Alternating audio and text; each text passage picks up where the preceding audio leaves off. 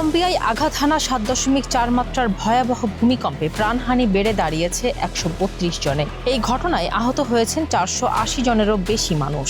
পরিস্থিতি বিবেচনায় দেশে জরুরি অবস্থা ও জাতীয় দুর্যোগ ঘোষণা করেছেন প্রেসিডেন্ট আবেলার্দো দে লা এসপ্রিয়েলা। ১০ জুলাই সকালে চোকো প্রদেশের সান হোসে দেল পালমার কাছে সৃষ্ট এই ভূমিকম্পে সবচেয়ে বেশি ক্ষয়ক্ষতি হয়েছে দেশটির পশ্চিমাঞ্চলীয় কফি উৎপাদনকারী এলাকাগুলোতে। উৎপত্তিস্থলের কাছে পেরেইরা শহরেই অন্তত ৬৫টি ভবন ধসে পড়ে প্রাণ গেছে ৪০ জনের। ধসে পড়া ভবনের নিচে এখনো বহু মানুষ আটকে থাকায় নিহতের সংখ্যা আরও বাড়ার আশঙ্কা করা হচ্ছে। সেখানে ১১ জুলাই ভোর পর্যন্ত জারি করা হয়েছে কারফিউ।